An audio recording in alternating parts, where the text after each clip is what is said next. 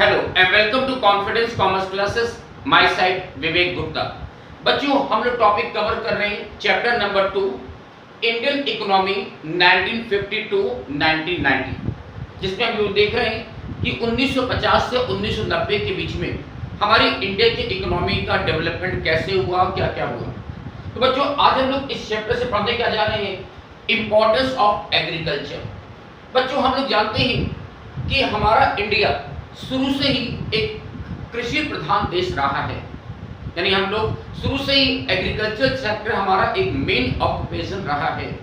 बच्चों, आजादी के समय more than 72% working population are depend upon agriculture sector, directly और इनडायरेक्टली। जबकि आज भी बच्चों हम लोग इतना डेवलप कर चुके हैं, पर आज भी करीब 45% पॉपुलेशन हमारी एग्रीकल्चर सेक्टर पे ही डिपेंड करती है। बाकी कुछ इंडस्ट्रीज आ गई हैं, कुछ लोग सर्विस सेक्टर में एंगेज हो गए, but more than 45% population depend upon the agriculture. तो बच्चों, एग्रीकल्चर हमारे इंडिया का शुरू से ही एक मेन ऑक्यूपेशन रहा है। तो आज हम लोग सबसे पहले एग्रीकल्चर के बारे में पढ़ेंगे, और आज तो मेरा टॉपिक चलेगा सबसे पहले इंपॉर्टेंस ऑफ एग्रीकल्चर, और उसके बाद देखेंगे problems with the Indian agriculture. ठीक है, तो चलिए बच्चों स्टार्ट करते हैं। मेरा फर्स्ट टॉपिक आज के लिए इंपॉर्टेंस ऑफ एग्रीकल्चर।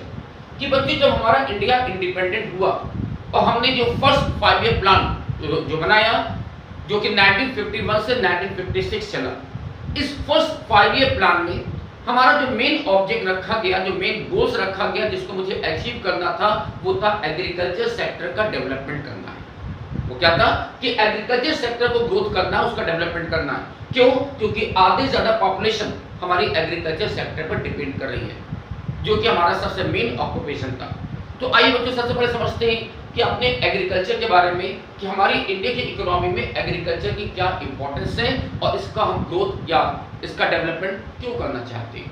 देखो, मेरा फर्स्ट पॉइंट कहता है कंट्रीब्यूशन इन जीडीपी। बच्चों, एग्रीकल्चर का जीडीपी में एक बहुत ही इंपॉर्टेंट रोल है हमारी इंडिया की इकोनॉमी में। जब भी हम इंडिया की इकोनॉमी की जीडीपी की बात करते हैं, तो उसमें सबसे इंपॉर्टेंट फैक्टर आता है एग्रीकल्चर का। बच्चों, आजादी के समय हमारी जो जीडीपी थी, उसका करीब 17% एग्रीकल्चर से आता था, और आज भी करीब 15% बच्चों 15% जीडीपी एग्रीकल्चर सेक्टर से आती है। यानी ये सबसे इंपॉर्टेंट सेक्टर है हमारे जीडीपी के लिए, और इसलिए एग्रीकल्चर का डेवलपमेंट करना हमारे लिए जरूरी था। ठीक है, नेक्स्ट पॉइंट देखिए, सप्लाई ऑफ फूड ग्रेन्स। अब बच्चों, फूड ग्रेन्स क्या होता है, हम लोग समझते हैं खाने पीने की चीजें, जैसे गेहूं, चावल, आटा। अब आटा तो नहीं कहेंगे, वो तो उसका तो प्रोडक्शन एग्रीकल्चर में नहीं आता, गेहूं चावल कह दीजिए।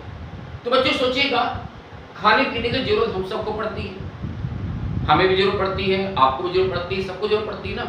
तो उनकी सप्लाई कहाँ से होती है, इन चीजों की सप्लाई कहाँ से होगी? गेहूं चाहिए हमको, चावल चाहिए हमको, चीनी चाहिए, तो इनकी सप्लाई कहाँ से होगी? एग्रीकल्चर से होगी ना। और इसीलिए एग्रीकल्चर का डेवलपमेंट करना जरूरी है, क्योंकि वो हमको फूड ग्रेन्स प्रोवाइड करता है। बच्चों, हम लोग ने फर्स्ट चैप्टर में पढ़ा था कि इंडिया की इकोनॉमी में, इंडिया के एग्रीकल्चर में कैश क्रॉप का प्रोडक्शन होने लगा था ब्रिटिश गवर्नमेंट के टाइम में, लेकिन वो तो बाद में हुआ, लेकिन पहले तो फूड ग्रेन्स का ही प्रोडक्शन करते थे ना। और आदि बच्चों, हमारे एग्रीकल्चर से फूड ग्रेन का ही तो सप्लाई होती है, तो बिना एग्रीकल्चर के हमारे पास खाने पीने की चीजें नहीं रहेगी।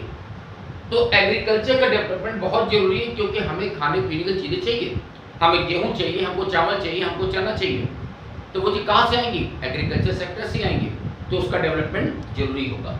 ठीक है, तो it is supply of food grains. Sources of employment. बच्चों, मैंने अभी आपसे कहा कि आजादी के समय more than 72% working population are depend upon in the agriculture sector। आज भी 2013 का रिकॉर्ड बच्चों ये बताता है कि करीब 45% पॉपुलेशन डिपेंड अपॉन एग्रीकल्चर। तो बच्चों, शुरू से हमारा देश क्योंकि कृषि प्रधान देश रहा है, शुरू से हमारा मेन जो ऑक्यूपेशन है वो एग्रीकल्चर रहा है। तो बच्चों, यहाँ पर डेवलपमेंट जरूरी है, ये हमारे एम्प्लॉयमेंट का सबसे मेन सोर्स है। प्रेजेंट टाइम में हमारा कुछ डेवलपमेंट हुआ है, और जिसकी वजह से अब काफी लोग इंडस्ट्रीज में भी काम कर रहे हैं और काफी लोग सर्विस सेक्टर में भी आ गए, लेकिन अभी भी करीब 50% पॉपुलेशन बच्चों एग्रीकल्चर सेक्टर से ही बिलोंग करती है। तो ये हमारे एम्प्लॉयमेंट का सबसे मेन सोर्स माना जाता है और इसलिए इसका डेवलपमेंट प्रायोरिटी से किया जाना चाहिए। Next point, supply of raw materials. बच्चों हमारा ये जो एग्रीकल्चर सेक्टर है वो बहुत सी टाइप की इंडस्ट्रीज को रॉ प्रोवाइड करता है, रॉ मटेरियल प्रोवाइड करता है, जिसके बिना वो इंडस्ट्रीज चल ही नहीं सकती। दैट मीन बच्चों कि अगर मुझे इंडस्ट्रीज का डेवलपमेंट करना है तो उसके लिए एग्रीकल्चर का डेवलपमेंट करना जरूरी है। क्यों? क्योंकि ये एग्रीकल्चर इंडस्ट्रीज वालों को रॉ मटेरियल प्रोवाइड करती है। जैसे बच्चों एग्जांपल लीजिए कि अगर हम एक फर्नीचर इंडस्ट्रीज की बात कर रहे हैं तो फर्नीचर बनाने के लिए क्या चाहिए? कोई लकड़ी चाहिए ना, तो वो लकड़ी हमको कौन देगा? एग्रीकल्चर सेक्टर देगा। सेम में अगर हम टेक्सटाइल की बात करें बच्चों, तो टेक्सटाइल के लिए हमको क्या चाहिए? कॉटन चाहिए, तो वो हमको कौन देगा? एग्रीकल्चर सेक्टर देगा। अगर मुझे शुगर का प्रोडक्शन करना है तो शुगर केन चाहिए, वो कौन देगा? एग्रीकल्चर सेक्टर देगा। तो ऐसे बच्चों बहुत से इंडस्ट्रीज हैं जिनके लिए रॉ मटेरियल हमारा एग्रीकल्चर सेक्टर प्रोवाइड करता है, तो बिना एग्रीकल्चर के डेवलपमेंट के ये इंडस्ट्रीज नहीं चल सकती थी। ठीक है, नेक्स्ट पॉइंट देखिए, market for the industrial sector. अब समझना बच्चों कि एग्रीकल्चर न केवल इंडस्ट्रीज को रॉ मटेरियल प्रोवाइड करता है, बल्कि बच्चों बहुत सी ऐसी इंडस्ट्रीज भी हैं जिनके आउटपुट, जिनके प्रोडक्ट एग्रीकल्चर सेक्टर को सप्लाई किए जाते हैं। दैट मीन्स कि उनकी जो मार्केटिंग होती है वो एग्रीकल्चर सेक्टर होता है, वो अपने प्रोडक्ट एग्रीकल्चर को सेल करते हैं। जैसे एग्जांपल लीजिए बच्चों कि मान लीजिए एक ट्रैक्टर बनाने वाली कंपनी है, तो वो ट्रैक्टर किसको बेचेगी? एग्रीकल्चर सेक्टर को बेचेगी। तो अगर एग्रीकल्चर सेक्टर का डेवलपमेंट नहीं होगा तो ट्रैक्टर बनाने वाली कंपनी क्या होगी? बंद हो जाएगी ना। इसी तरह बच्चों फर्टिलाइजर बनाने वाली कंपनी है, पेस्टिसाइड बनाने वाली कंपनी है, तो इस टाइप की जो कंपनियां होती हैं उनके आउटपुट किनको बेचे जाते हैं? एग्रीकल्चर सेक्टर को बेचे जाते हैं। तो अगर एग्रीकल्चर सेक्टर का डेवलपमेंट होगा तो साथ में इस टाइप की इंडस्ट्रीज का भी डेवलपमेंट होगा। ओके, चलिए नेक्स्ट पॉइंट और देखो क्या हो सकता है इंपॉर्टेंस में, रेवेन्यू ऑफ गवर्नमेंट। कि बच्चों एग्रीकल्चर सेक्टर गवर्नमेंट को रेवेन्यू प्रोवाइड करता है। बच्चों आप जानते हैं कि गवर्नमेंट जो है वो किसानों से क्या लेती है? लगान। क्या लेती है? लगान, यानी रेवेन्यू।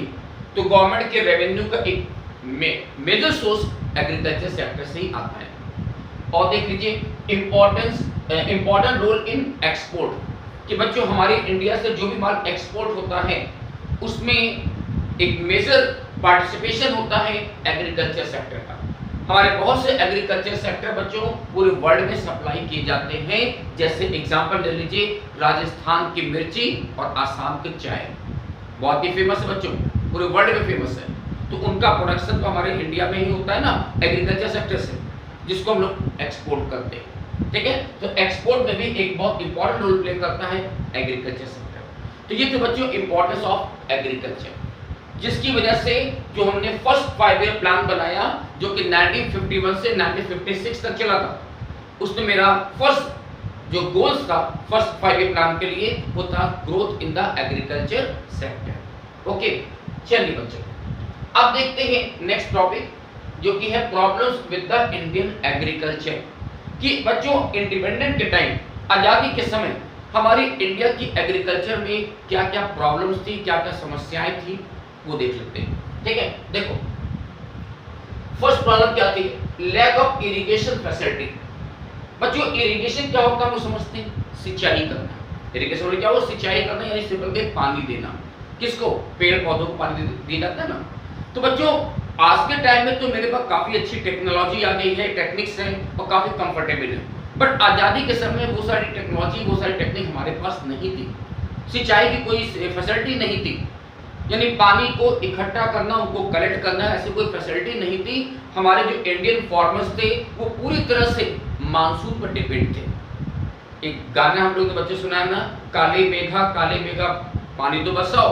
तो समझ लीजिए बिल्कुल सेम वही पोजीशन थी कि उनको अपनी सिंचाई काम के लिए जो पानी की जरूरत पड़ती थी उसके लिए डिपेंड करते थे बादलों पर, कि बादल आएंगे, पानी बरसाएंगे तो सिंचाई होगी, खेती बाड़ी चलेगी। तो सोचिए बच्चों we are totally depend upon monsoon, कि अगर मानसून अच्छा होगा तो सब कुछ अच्छा होगा, मानसून अच्छा नहीं होगा तो सब कुछ बेकार हो जाएगा, बुरा हो जाएगा। ठीक है, तो क्योंकि हमारे पास कोई फैसिलिटी नहीं थी, हमारे पास ट्रैक्टर नहीं था, हमारे पास कोई फर्टिलाइजर्स नहीं थे, हमारे पास वाटर को कलेक्ट करने का कोई साधन नहीं था, हम लोग पूरी तरह से गॉड के ऊपर डिपेंड थे, मानसून पर डिपेंड थे। तो ये इरिगेशन फैसिलिटी प्रॉब्लम्स आ गई। और क्या आता है, small and scattered holdings. Small and scattered holding, बच्चों इसका मतलब क्या हुआ कि उस टाइम में हमारे जो किसान थे उनके पास छोटे छोटे खेत थे खेती बाड़ी करने के लिए। क्या थे, छोटे छोटे खेत थे, और जिसकी वजह से जो प्रोडक्शन था वो काफी कम था, प्रोडक्टिविटी हमारी काफी कम थी। इसको बच्चों एक छोटे से एग्जांपल देखो ये कैसे प्रॉब्लम आ रही है कि मान लीजिए ये एक 1000 स्क्वायर फीट का एग्रीकल्चर लैंड है जहां पर हम लोग खेती बाड़ी करते हैं। कितना, 1000 फीट का है। ये किसका है, मिस्टर जेड का है। ये लैंड किसका है, मिस्टर जेड का, जिसमें वो खेती बाड़ी करता था 1000 स्क्वायर फीट का। अब सपोज को जेड के 4 बच्चे हुए और उसने अपनी ये लैंड 4 लोगों को बांट दिया, ए बी सी डी। इसके 4 लड़के हुए ए बी सी डी, उसने इस लैंड को ए बी सी डी 4 लोगों को डिवाइड कर दिया। अब क्या हुआ, लैंड छोटी छोटी होगी ना। अब सोचना क्या हुआ कि अब मान लो इन चारों के भी 4-4 बच्चे हो गए कि ए ने भी अपने लैंड को 4 पार्ट बांट दिया, बी ने भी अपने लैंड को 4 पार्ट बांट दिया, सी ने भी कर दिया और डी ने भी कर दिया। तो सोचो बच्चों को 1000 स्क्वायर फीट का जो लैंड था वो छोटे छोटे पार्ट में डिवाइड हो गया। तो अब आप कहोगे इससे प्रॉब्लम क्या होगी। सोचो बच्चों इससे प्रॉब्लम क्या होगी कि हमारा जो ओवरऑल जो आउटपुट है, जो हमारी प्रोडक्टिविटी है वो आधी हो जाएगी, बहुत कम हो जाएगी। क्यों बच्चों, कभी आप गांव में गए हो जहां पर खेती बाड़ी होती है तो आप देखोगे कि जो किसान लोग होते हैं ना वो अपने जो खेत होते हैं उसकी बाउंड्री करवाते हैं। जो गरीब किसान होगा वो लोहे के कटीले तारों से बाउंड्री कराता है, जो अमीर किसान होता है वो दीवार खिंचवा देता है। और सोचो बच्चों जितने एरिया में बाउंड्री कराई गई उतने एरिया में कोई एग्रीकल्चर वर्क नहीं होता, उसे हम कहते हैं नो फार्मिंग एरिया। तो वहां पर कोई खेती बाड़ी नहीं होगी क्योंकि हमने बाउंड्री करा रखी है, तो उतना एरिया तो हमारा पूरा वेस्टेज हो गया ना। अब दूसरी बात ये सोचो बच्चों कि इतने छोटे छोटे खेत हो गए तो यहाँ पर कोई ट्रैक्टर नहीं चल सकती। क्यों, ट्रैक्टर खड़ी होने जगह नहीं चलेगी कहाँ से, तो मजबूरी में हमें हाथों से ही काम करना पड़ेगा और जिससे क्या होगा हमारी जो प्रोडक्टिविटी वो डाउन होती चली गई। तो बच्चों हमारे जो किसान थे उनके पास छोटे बहुत ही छोटे छोटे लैंड थे और जिसकी वजह से ना तो उस पर ट्रैक्टर चला पाते थे और उन्हें हाथों से काम करना पड़ता था। और सबसे मेन बात कि जो बाउंड्री खिंचवाई जाती थी खेतों के बीचों में उसकी वजह से बहुत से मेरी जो लैंड थी वो वेस्टेज हो गई, बेकार हो गई, नॉन फार्मिंग एरिया हो गई। तो ये एक मेजर प्रॉब्लम थी स्मॉल एंड स्कैटर्ड होल्डिंग्स की, जिसकी वजह से हमारी जो प्रोडक्टिविटी थी वो डाउन होती चली गई। नेक्स्ट प्रॉब्लम क्या लिखा, डेफिसिट ऑफ इंस्टीट्यूशनल फाइनेंस। बच्चों ये इंस्टीट्यूशनल फाइनेंस का मतलब क्या हुआ, सिंपली कहिए बैंक। कि बच्चों उस टाइम में बैंकों का इतना डेवलपमेंट नहीं था, स्पेशली रूरल एरिया में बैंकों को कोई नामो निशान तक नहीं था। थोड़े बहुत जो बैंक थे वो शहरों में थे, रूरल एरिया में कोई बैंक था ही नहीं। तो रूरल एरिया में जो फार्मर्स थे जब भी उनको लोन की जरूरत पड़ती थी, पैसे की जरूरत पड़ती थी, तो उनके पास पर एक ही साधन था, वो कौन थे, जमींदार या साहूकार। वो इनसे लोन लिया करते थे। बैंकों के बारे में कोई डेवलपमेंट ही नहीं था। थोड़े बहुत जो बैंक थे उसमें भी किसान लोग बैंकों में जाने से डरते थे क्योंकि उनको बैंक से लगता था बहुत बैंक वाले कैसे काम करते हैं, उनको नॉलेज नहीं था। और जिसकी वजह से उनको लोन लेने के लिए, फाइनेंस के लिए वो पूरी तरह से जमींदारों पर और साहूकारों पर डिपेंड करते थे। अब बच्चों हम लोग ने पढ़ा है कि जो जमींदार थे, जो साहूकार थे, वो इन किसानों को एक्सप्लॉइट करते थे, high rate of interest charge करते थे। बैंक वाले देते बच्चों लोन करीब 6% पर एनम के रेट से, 6% सालाना। और ये जमींदार और साहूकार क्या करते थे, 4 से 5% महीने का ब्याज चार्ज करते। सोचो बच्चों कहाँ 6% पर एनम और कहाँ 4 to 5% पर मंथ। और एक मोटा मोटी सोचो 4% अगर मैं पर मंथ ले रहा हूँ तो साल का करीब करीब 40 से 50% पड़ जाता है, यानी 2 साल में लोन का अमाउंट डबल हो गया। और ऐसे लोन के अमाउंट को बच्चों वो किसान बेचारा जिंदगी में नहीं चुका पाता था, 2 साल उसका लोन अमाउंट डबल हो जाए। तो एक बार अगर आपने जमींदारों से कर्जा ले लिया तो उसके चुंगल में आप जिंदगी भर के लिए फंस गए। और कई बार तो ऐसा होता जब वो लोग पैसा नहीं चुका पाते थे तो उन्हें अपनी वो लैंड, अपनी एग्रीकल्चर लैंड उस जमींदार या साहूकार को बेच देनी पड़ती थी। तो ये क्या हुआ, वो लैंडलेस फार्मर बन गए, तो वो खेतीहीन मजदूर बन गए। तो ये भी प्रॉब्लम थी बच्चों, इंस्टीट्यूशनल फाइनेंस के बैंकों का डेवलपमेंट नहीं था, लोग बैंकों में नहीं जाते थे, जमींदारों साहूकारों से लोन लेते थे और जो उनको बहुत ज्यादा एक्सप्लॉइट करते थे। Conventional outlook. अब बच्चों कन्वेंशनल आउटलुक क्या होता है ये आप लोग अच्छे समझते हैं कि जो पुरानी विचारधारा थी, जो ट्रेडिशनल थिंकिंग थी, वो बहुत ज़्यादा थी। लोग ये समझते थे कि जो हमारी एग्रीकल्चर लैंड, जो हमारी खेती है, जो हमारी धरती है, वो हमारी माँ है। और लोग सोचते हैं धरती माँ के ऊपर हम ट्रैक्टर नहीं चलाएंगे, हाथों से ही काम करेंगे, ट्रैक्टर नहीं चलाएंगे। क्यों? क्योंकि मेरी धरती माँ है, जिस पर हम कोई फर्टिलाइजर नहीं यूज़ करेंगे, हम कोई पेस्टिसाइड का यूज़ नहीं करेंगे, हम हाथों से काम करेंगे, भाभी प्रोडक्शन क्यों ना कम हो जाए। इसके अलावा लोगों की थिंकिंग थी कि हम जो एग्रीकल्चर काम कर रहे हैं, जो खेती बाड़ी कर रहे हैं, वो अपने खाने के लिए, इसको वो कॉमर्शलाइज नहीं करते थे, बेचने के लिए नहीं है। उनका बस इतना ही कॉन्सेप्ट था, उतना ही खेती बाड़ी करो जिससे हमारे और हमारे जो परिवार है, जो फैमिली, उनका पालन पोषण हो जाए बस। तो उसको कॉमर्शलाइज नहीं कर रहे थे। तो हमारा ये जो ट्रेडिशनल आउटलुक था, जिसकी वजह से हमारी जो प्रोडक्टिविटी थी वो काफ़ी कम थी। Lack of organised marketing. बच्चों, आज के टाइम में किसानों के पास मार्केटिंग की अच्छी फैसिलिटी है, वो अपने अनाज को, अपने आउटपुट को मार्केट में लाकर बेच सकते हैं, अच्छा पैसा कमा रहे हैं। लेकिन उस टाइम बच्चों, आज़ादी के समय ऐसी कोई फैसिलिटी नहीं थी। उनके पास मार्केट में जाने की और मार्केट में अपने प्रोडक्ट को बेचने की कोई फैसिलिटी नहीं थी, और जिसकी वजह से मजबूरी में उन्हें बच्चों अपने जो आउटपुट था, उन्हें अपने प्रोडक्ट को बहुत ही सस्ते रेट पर गांव के किसी जमींदार को या साहूकार को या बनिया को, जो ट्रेडर्स होते हैं, इनको बहुत ही सस्ते रेट पर बेचना पड़ता था। अब जैसे बच्चों एग्जाम्पल ने आलू, प्याज, मटर, इन्होंने प्रोडक्शन किया, मार्केट में नहीं जा पा रहे हैं क्योंकि वहाँ कोई फैसिलिटी नहीं है। तो उन्हें अपने ये आउटपुट, ये प्रोडक्ट गांव के किसी साहूकार को, किसी व्यापारी को बहुत ही सस्ते रेट पर, मान लो 1 रुपए के रेट पर बेच दिया। सोचना बच्चों, किसान जो कि इतनी मेहनत कर रहा है, वो अपने प्रोडक्ट को केवल 1 रुपए किलो बेच रहा है। अब वो व्यापारी क्या करता है, 1 रुपए की चीज खरीद करके मार्केट में 10 रुपए में बेच रहा है। तो 9 रुपए का प्रॉफिट तो व्यापारी कमा रहा है, बाकी किसान को कितना मिला, 1 रुपया। तो ये क्यों हो रहा है? क्योंकि मार्केटिंग इतना ज्यादा स्ट्रॉन्ग नहीं थी, मार्केट फैसिलिटी नहीं थी। ठीक है, तो ये थे बच्चों problems of Indian agriculture. Okay,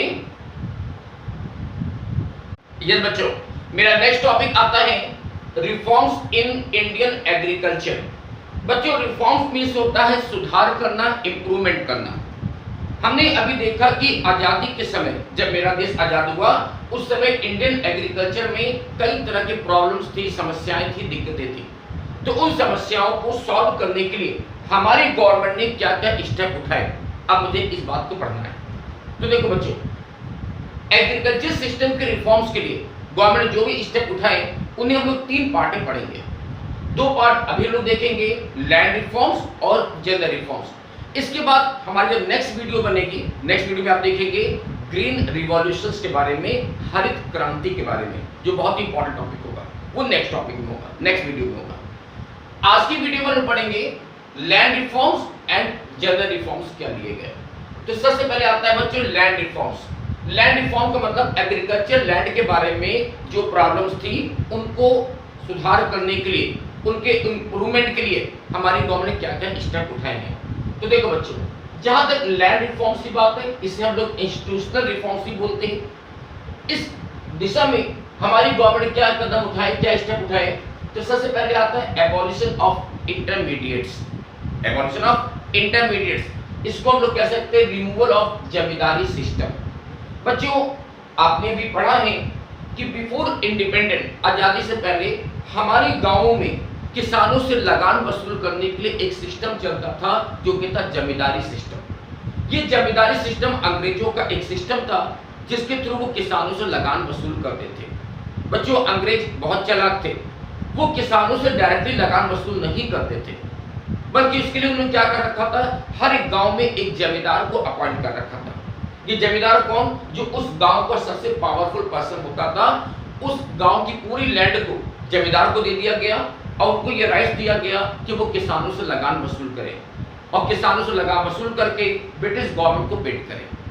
अब सोचिए, जमींदार क्या करते थे, अपने इस पोजीशन का मिसयूज करते थे, वो किसानों को एक्सप्लॉइट करते थे, वो दुगना, 3 गुना, 4 गुना लगान वसूल करते थे, और कोई सुनवाई थी नहीं। क्योंकि अगर किसान उस कंप्लेन करना चाहे भी तो किसको करेगा, ब्रिटिश गवर्नमेंट को करेगा, और गवर्नमेंट उनकी बात क्यों सुनेगी, क्योंकि गवर्नमेंट ने ही जमींदार को अपॉइंट किया है। तो अल्टीमेटली क्या हुआ कि जो फार्मर्स थे, जो किसान थे, उनकी स्थिति बद से बदतर होती चली जा रही थी। तो आजादी के बाद जब पहली बार हमारी इंडियन गवर्नमेंट बनी, तो गवर्नमेंट ने सबसे पहला स्टेप क्या उठाया कि इस जमींदारी सिस्टम को खत्म कर देना है। ये जमींदारी सिस्टम ही खत्म हो जाएगा, सारे जमींदार को खत्म कर दिया, भाई तुम्हारा काम खत्म। अब किसान जो भी लगान देगा, वो लगान किसको देगा? डायरेक्टली गवर्नमेंट को पेड करेगा। तो बीच के जो मीडिएटर थे उनको हटा दिया गया। आज के टाइम में बच्चों किसान जो भी लगान पेड करता है वो डायरेक्ट गवर्नमेंट को पेड करता है, और इस सिस्टम को हम लोग बोलते हैं रैयतवारी प्रथा। क्या बोलते हैं? रैयतवारी टेन्योर, रैयतवारी। तो जो बच्चे गांव से बिलोंग करते हैं उस बात को समझते हैं। तो जो बच्चे जो अंग्रेजों के समय से जमींदारी सिस्टम चला आ रहा था, उस सिस्टम को खत्म कर दिया गया, और आज के टाइम में जो फार्मर्स हैं वो अपना लगान डायरेक्टली गवर्नमेंट को पेड करते हैं। तो जो मीडिएटर थे उनको एलिमिनेट कर दिया गया। ठीक है, नेक्स्ट पॉइंट। और क्या किया गवर्नमेंट ने? Ceiling of land holdings. असंबंध बच्चों, बहुत अच्छा पॉइंट है। Ceiling of land holding means क्या हुआ कि it refers to fixing the maximum amount. इसका मतलब क्या होता है? मैक्सिमम अमाउंट को फिक्स करना किस चीज का? Of land that one can hold. Government ने यह तय किया कि जो भी एग्रीकल्चर लैंड है, कोई एक बंदा, कोई एक व्यक्ति एक लिमिट से ज्यादा लैंड अपने पास नहीं रखेगा। कोई भी बंदा, कोई भी व्यक्ति, एक लिमिट तय किया गया, उस लिमिट से ज्यादा अपने पास एग्रीकल्चर लैंड नहीं रख सकता। तो अगर आपके पास लिमिट से ज्यादा की लैंड है तो वो लैंड गवर्नमेंट आपसे ले लेगी, और गवर्नमेंट आपसे लेकर क्या करेगी? उन किसानों को दे देगी जिसके पास लैंड नहीं है या जिनके पास बहुत छोटे लैंड है। तो जिस व्यक्ति के पास लिमिट से ज्यादा लैंड होंगे, बच्चों ये लिमिट क्या होती है? ये लिमिट हर एक स्टेट के लिए अलग अलग बनाई गई, वहां के पॉपुलेशन के बेसिस पर, वहां के एग्रीकल्चर लैंड की अवेलेबिलिटी के बेसिस पर ये लिमिट तय की गई। कहीं पर 3 हेक्टेयर, कहीं पर 5 हेक्टेयर, कहीं पर 8 हेक्टेयर। तो जैसे एग्जाम्पल लीजिए बच्चों कि मान लीजिए हमारे स्टेट में जो लिमिट बनाई गई वो थी 5 हेक्टेयर की, कि आप 5 हेक्टेयर से ज्यादा की एग्रीकल्चर लैंड अपने पास नहीं रख सकते। तो मान लीजिए बच्चों एक बंदा है मिस्टर रामू। कौन है? मिस्टर रामू। मान लीजिए उसके पास 8 हेक्टेयर की लैंड है, तो गवर्नमेंट क्या करेगी? उसके पास जो 3 हेक्टेयर एक्स्ट्रा हो गए, लिमिट कितने की थी? 5 हेक्टेयर की, आपके पास कितना? 8 हेक्टेयर है। तो गवर्नमेंट क्या करती है? 3 हेक्टेयर आपके पास ज्यादा लैंड है, तो वो 3 हेक्टेयर लैंड गवर्नमेंट आपसे ले लेगी, और गवर्नमेंट क्या करेगी? उसको उन किसानों को दे देगी जिसके पास लैंड या तो है ही नहीं या बहुत ही छोटे लैंड है। बात समझ में आया? तो ये क्या हुआ? लैंड की सीलिंग कर देना कि आपके पास एक लिमिट से ज्यादा लैंड नहीं हो सकती है। ठीक है, और क्या गवर्नमेंट स्टेप उठाया? Consolidation of holding. Consolidation of holding बच्चों हमने इससे पहले पढ़ा था प्रॉब्लम्स में, और उसमें देखा था कि हमारे जो फार्मर्स थे उनके पास बहुत ही छोटे छोटे लैंड थे, जिसकी वजह से वहाँ वो फिक्स तरीके से खेती बाड़ी नहीं कर पा रहे थे, ट्रैक्टर नहीं चला पा रहे थे, और हमारी बहुत सी जो लैंड थी वो के बाउंड्रीज बनाने में वेस्ट हो जा रही थी। ठीक है, तो उस प्रॉब्लम को सॉल्व करने के लिए हमारी गवर्नमेंट ने क्या किया? एग्रीकल्चर होल्डिंग को कंसोलिडेट किया। बच्चों इस कंसोलिडेशन को हम लोग हिंदी बोलते हैं चकबंदी करना। क्या बोलते हैं? चकबंदी। जो बच्चा गांव से बिलोंग करता है वो समझता है इस बात को, चकबंदी मींस क्या होता है। बच्चों चकबंदी क्या होता है? जैसे एग्जांपल लीजिए कि एक गांव में एक ये एग्रीकल्चर लैंड है, और इसमें छोटी छोटी होल्डिंग्स है, सबके पास छोटे छोटे खेत हैं, और छोटे छोटे खेत होने की वजह से हम इस पर ट्रैक्टर नहीं चला पा रहे, हमारी पूरी काफी लैंड जो है केवल बाउंड्रीज में हमारी वेस्ट हो जा रही है, और जिससे हमारी जो प्रोडक्टिविटी बहुत कम होती जा रही है। तो गवर्नमेंट ने क्या किया?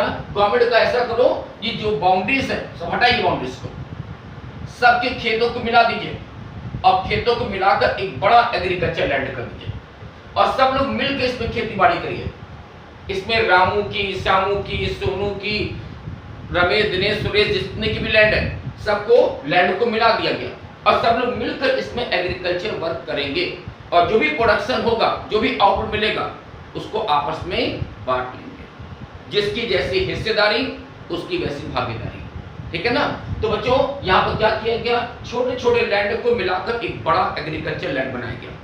आपके पास 2 एकड़ की लैंड है, उसके पास 1 एकड़ की लैंड है, उसके पास 5 एकड़ की लैंड है, सबको मिला दीजिए, अब मिला के सब लोग मिलकर खेती बाड़ी करेंगे। और सोचिए इससे क्या हो बच्चों कि जो मेरी बाउंड्रीज बनाने में जो मेरी लैंड खराब हो रही थी वो भी एग्रीकल्चर काम आ रही है, वहां भी प्रोडक्शन हो रहा है और इससे क्या हुआ कि ओवरऑल मेरा जो प्रोडक्शन था वो इंक्रीज हो रहा है। अब बाद में जो आउटपुट मिलेगा, जो आउटपुट हुआ उसको सभी लोग आपस में डिवाइड कर लेंगे, ठीक है। इसको बोलते हैं कंसोलिडेशन ऑफ होल्डिंग, ठीक है, चकबंदी करना, बहुत अच्छा वर्ड है। हाँ, नेक्स्ट लास्ट पॉइंट को क्या लिखा हमने, कोऑपरेटिव फार्मिंग, कोऑपरेटिव फार्मिंग जिसको हम बोलते हैं ज्वाइंट फार्मिंग। असल में बच्चों ये क्या होता है, बच्चों जब किसानों के पास छोटे छोटे लैंड थे, किसी बार 1 एकड़ है, किसी बार 2 एकड़, किसी बार 5 एकड़, तो उसमें एक प्रॉब्लम ये भी आती थी कि एग्रीकल्चर पर्पस के लिए हम जो भी चीज परचेज कर रहे हैं, जैसे मान लीजिए हमको सीड्स परचेज करना है, बीज खरीदना है, हमको ट्रैक्टर खरीदना, हमको फर्टिलाइजर खरीदना, हमको पेस्टिसाइड खरीदना है, तो क्योंकि मेरे खेत छोटे छोटे हैं तो हमारी रिक्वायरमेंट छोटी छोटी है, हमको 5 किलो सीड खरीदना है, उसको 10 किलो सीड्स खरीदना है, उसको 2 किलो सीड्स खरीदना है, और इसकी वजह से क्या होगा कि वो सीड्स हमको महंगे पड़ रहे थे, हमको सीड्स महंगे पड़े क्योंकि हमारी डिमांड छोटी छोटी है। तो जब हम लोग ने मिलकर खेती बाड़ी करना शुरू किया, ज्वाइंट फार्मिंग करना शुरू किया, तो सबने मिलकर जिनकी रिक्वायरमेंट थी सबने मिलकर एक साथ बल्क में खरीदना शुरू कर दिया। आपको 2 किलो सीड चाहिए, इनको 5 किलो सीड चाहिए, इनको 10 किलो सीड चाहिए, सब एक साथ खरीदेंगे। अब अलग अलग नहीं खरीदेंगे, सब लोग मिलकर खरीदेंगे और सब लोग मिलकर के 500 किलो 1000 किलो सीड्स खरीदेंगे। इससे क्या होगा कि जो प्राइस है वो हम डिक्रीज कम करा सकते हैं, बार्गेनिंग करा सकते हैं। बच्चों हम लोग कॉमर्स के स्टूडेंट समझते हैं अच्छी तरह से कि मार्केट में अगर 1 किलो आलू खरीदे जाएंगे तो 10 रुपए का मिलेगा और 50 किलो आलू खरीदे जाओगे तो 8 रुपए के रेट से मिल जाएगा। तो सेम कॉन्सेप्ट यहाँ भी है कि अगर आप सीड 2 किलो 5 किलो कर खरीदोगे तो महंगा मिलेगा, और अगर मिलकर सारे किसान मिलकर के सीड्स को खरीदेंगे तो क्या होगा, वही सीड्स वही बीज इनको सस्ता मिल जाएगा, जिसका फायदा किसानों को मिलेगा ना। तो ये क्या है, ज्वाइंट फार्मिंग यानी कोऑपरेटिव फार्मिंग। बात समझ आ गई? चलो, तो ये था बच्चों लैंड रिफॉर्म्स यानी इंस्टीट्यूशनल रिफॉर्म कि लैंड के बारे में जो प्रॉब्लम थी उनको गवर्नमेंट ने कैसे सॉल्व किया, कैसे इंप्रूवमेंट किया। अब देखते हैं बच्चों जनरल रिफॉर्म्स। जनरल रिफॉर्म का मतलब क्या हुआ कि लैंड के अलावा और जो भी दिक्कतें थी एग्रीकल्चर में, उसके लिए हमारी गवर्नमेंट ने क्या क्या स्टेप उठाए, ठीक है। तो एक्सेप्ट द लैंड, लैंड को छोड़कर बाकी और जो प्रॉब्लम थी उसके लिए गवर्नमेंट ने क्या काम किया, इसको हम पढ़ेंगे जनरल रिफॉर्म्स में। देखो बच्चों, इसमें सबसे पहला पॉइंट मैंने आपको दिया एक्सपेंशन ऑफ इरिगेशन फैसिलिटी। बच्चों अभी हम लोग ने पढ़ा था कि हमारे जो इंडियन फार्मर्स हैं उनके सामने एक मेजर प्रॉब्लम थी इरिगेशन की, कि हम लोग पूरी तरह से काली मेघा पर डिपेंड करते थे, मानसून पर डिपेंड करते थे। मानसून हुआ तो प्रोडक्शन अच्छा हुआ, मानसून नहीं हुआ तो प्रोडक्शन बेकार हो गया। तो गवर्नमेंट ने क्या किया, इरिगेशन फैसिलिटी प्रोवाइड किया। यानी गवर्नमेंट ने कहा कि कोई बात नहीं, अब चाहे मानसून हो या ना हो, आपको 100% पानी मिलेगा सिंचाई करने के लिए, इरिगेशन के लिए 100% आपको पानी मिलेगा। गवर्नमेंट ने वो ट्यूबवेल बनवाया, वाटर को कलेक्ट करने के लिए सिस्टम बनाया। तो बच्चों 1950 में 17% लैंड ऐसी हो गई जिसके बाद परमानेंट मींस ऑफ इरिगेशन हो गया। ये 1950 की बात है बच्चों। इन 1951 में 17% लैंड ऐसी थी जिनके पास सिंचाई करने के लिए परमानेंट साधन उपलब्ध हो गए। आज के टाइम में बच्चों इन 2010 जैसे वर्ल्ड बैंक की रिपोर्ट आती है कि 2010 में करीब 35% किसान ऐसे हैं जिनके पास परमानेंट साधन है सिंचाई करने के। तो उस टाइम में 17% था। तो गवर्नमेंट ने यहाँ पर इरिगेशन फैसिलिटी प्रोवाइड किया, ट्यूबवेल प्रोवाइड किया और वाटर को कलेक्ट करने के जो भी तरीके हैं उनको अवेलेबल कराया गया। Next institutional credit. बच्चों हमने इससे पहले पढ़ा था कि हमारे फार्मर्स के पास एक प्रॉब्लम ये भी थी कि अगर उनको लोन लेना हो तो लोन लेने के लिए वो किसके पास जाते थे, मनी लेंडर के पास जाते थे, और मनी लेंडर उनको बहुत ज्यादा एक्सप्लॉइट करता था, बहुत ही हाई रेट पर उनको लोन दिया जाता था। तो गवर्नमेंट ने क्या किया कि कि जो रूरल एरिया है, रूरल एरिया में भी बैंकिंग सिस्टम इस्टेब्लिश करने स्टार्ट किया। और इसके लिए बहुत ही मेजर स्टेप गवर्नमेंट उठाया, वो था नाबार्ड का। क्या था बच्चों, नाबार्ड। नाम सुना इसका, नाबार्ड। नाबार्ड का मतलब क्या हुआ, national bank of agriculture rural and development. National bank of agriculture and rural development, NA for national, B for bank of agriculture and rural development, short में नाबार्ड बोलते हैं। तो नाबार्ड स्टैब्लिश किया गया, कब स्टैब्लिश किया? 1982 में। और ये नाबार्ड का काम क्या था बच्चों कि रूरल क्रेडिट के लिए ये एक इंस्टीट्यूशन है। जैसे बच्चों हम लोगों के लिए आरबीआई होता है ना, आरबीआई क्या करता है? जितने भी कॉमर्शियल बैंक है उनको कंट्रोल करता है। वैसे ही ये नाबार्ड जितने रूरल एरिया में वो बैंक या वो इंस्टीट्यूशंस जो किसानों को लोन देते हैं उनको कंट्रोल करने का काम करता है, ठीक है। तो वो इंस्टीट्यूशंस या वो बैंक जो एग्रीकल्चर पर्पस के लोन देते हैं उनको फाइनेंस करना, उनको कंट्रोल करने का काम नाबार्ड करता है। तो ये नाबार्ड बच्चों स्टैब्लिश कब हुआ था? 1982 में। तो जो फार्मर्स को पहले मनी लेंडर्स से या साहूकारों से सोचिए 3% 4% महीने का, सोचना मुझे 3 to 4% मंथली इंटरेस्ट देना पड़ता था, साल का करीब 40 से 50% पड़ता है। वहीं ये जो बैंक थे वो किसानों को केवल 6 से 8% का लोन दिया करते थे। सोचो कितना डिफरेंस हो गया। कहाँ एनुअल 40 to 50%, जिसका मतलब लोन का अमाउंट जस्ट 2 साल में 3 साल में डबल हो जा रहा है। तो वहीं बैंक वाले क्या कर रहे हैं? आपको केवल 6 to 8% के रेट से लोन प्रोवाइड कर रहे हैं। इससे क्या हुआ कि जो किसान थे उनको उनकी जो इकोनॉमिक कंडीशन थी वो इम्प्रूव होगी। बात समझ में आया कि बच्चों जो जमींदारी सिस्टम था, जो हमारा साहूकार थे, जो हमारे मनी लेंडर्स थे, वो किसानों को एक्सप्लॉइट कर रहे थे बहुत हाई रेट ऑफ इंटरेस्ट लेकर के। तो गवर्नमेंट ने क्या किया कि गाँव में बैंक इस्टेब्लिश किए गए हैं जिनका मेन वर्क था कि एग्रीकल्चर पर्पस के लिए किसानों को लोन देना, और वो भी बहुत ही लो रेट ऑफ इंटरेस्ट पर, ठीक है। Next, regulated market and cooperative marketing society. बच्चों ये रेगुलेटेड मार्केट क्या होता है? तो देखो मैंने इसको यहाँ पर डिफाइन किया है कि व्हाट इज रेगुलेटेड मार्केट। तो regulated market is a system where the government control the demand and supply. कि बच्चों रेगुलेटेड मार्केट एक ऐसा मार्केट होता है जिसमें गवर्नमेंट ये बात तय करती है कि किस चीज की डिमांड होनी है, कितनी डिमांड होनी है, कैसी डिमांड होनी है, इसी तरह उसकी सप्लाई कितनी होनी है, किस प्राइस पर सप्लाई होगी, ये सब चीज गवर्नमेंट तय करेगी। अब वो बात खत्म हो गई कि कोई नेता पहुंच गया गांव में और कहा यार तुम्हारा कितना गेहूं 100 किलो है, हम आपसे 2 रुपए किलो लेंगे, बेचना हो तो बेचो, नहीं बेचना है तो भी बेचो, यानी उसको बाउंड कर रहे हैं। तो अब गवर्नमेंट का देखिए ऐसा नहीं चलेगा, ऐसा नहीं चलेगा। अब गवर्नमेंट ने क्या किया कि हर एक प्रोडक्ट के लिए प्राइस फिक्स कर दिया। मान लो गवर्नमेंट ने कहा सपोज करो गेहूं का प्राइस 5 रुपए किलो, तो गवर्नमेंट आपसे ले रहे उसको 5 रुपए किलो पर। तो ये क्या हो कि जो पहले लोग एक्सप्लॉइट करते थे किसानों को, अब वो नहीं कर सकेंगे। किसान अपनी चीजों को गवर्नमेंट को बेच रहा है और गवर्नमेंट हमेशा किसानों के हित के लिए काम करेगी। यहाँ बच्चों एक चीज बताना चाहेंगे, बहुत इंपॉर्टेंट चीज है, एमएसपी। एमएसपी जिसको हम लोग कहते हैं minimum support price. This is minimum support price. अब ये क्या होता है कि जो बच्चे गांव से बिलोंग करते हैं वो अच्छी तरह समझते हैं कि एमएसपी क्या होता है, मिनिमम सपोर्ट प्राइस क्या होता है। हाँ, जो शहरों में रहते हैं सब वो नहीं समझते। समझो बच्चों, मिनिमम सपोर्ट प्राइस क्या होता है कि गवर्नमेंट हर एक प्रोडक्ट के लिए एक मिनिमम प्राइस फिक्स कर देगी कि आपको इससे कम में अपने प्रोडक्ट को नहीं बेचना पड़ेगा। जैसे मान लीजिए गवर्नमेंट तय किया कि गेहूं का प्राइस 5 रुपए किलो है, तो ऐसा करिए सर, आप मार्केट चले जाइए, अगर कोई बंदा आपसे 5 रुपए के ऊपर से बोली लगाता है, कोई ऑफर मिलता है 5 रुपए का, 6 रुपए 7 रुपए, तो उसको बेच दीजिएगा। लेकिन अगर आपको 5 से कम का प्राइस मार्केट मिल रहा है तो आपको सस्ते में बेचने की जरूरत नहीं है, गवर्नमेंट आपसे वो चीज 5 रुपए में खरीदने को तैयार बैठी है। तो क्या वो यहाँ पर गवर्नमेंट ने एक मिनिमम सपोर्ट प्राइस तय कर दिया कि 5 रुपए किलो, 10 रुपए किलो, 20 रुपए किलो, तो उससे कम पर आपको अपने प्रोडक्ट अब नहीं बेचने पड़ेंगे। तो उससे ज्यादा का ऑफर मिल रहा है तो बेचिए, आप फ्री है। यानी यहाँ पर किसानों के पास ऑप्शन आ गया कि वो बाउंड नहीं कि वो किसी एक बंदे को माल बेचे या गवर्नमेंट को माल बेचे। तो अगर उन्हें अच्छा प्राइस मिल रहा है तो वहां बेचेंगे, मार्केट जाके बेचेंगे। लेकिन अगर उनको प्राइस नहीं मिल पा रहा है तो गवर्नमेंट उनके सपोर्ट में खड़ी है और गवर्नमेंट ने एक प्राइस फिक्स कर रखा है, उस प्राइस पर अपने प्रोडक्ट को गवर्नमेंट को बेच सकते हैं, जिसका फायदा किसानों को मिलेगा ना। इसको बोलते हैं मिनिमम सपोर्ट प्राइस, ठीक है।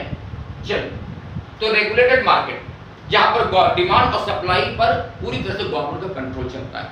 और अब कोई बंदा किसानों से सस्ते रेट पर उनके अनाज नहीं खरीद सकता। Next point, cooperative marketing societies. बच्चों ये कोऑपरेटिव मार्केटिंग सोसाइटीज क्या होता है? देखो इसकी मीनिंग मैंने कैसे दिया है कि cooperative marketing societies are established to increase the bargaining power of farmers.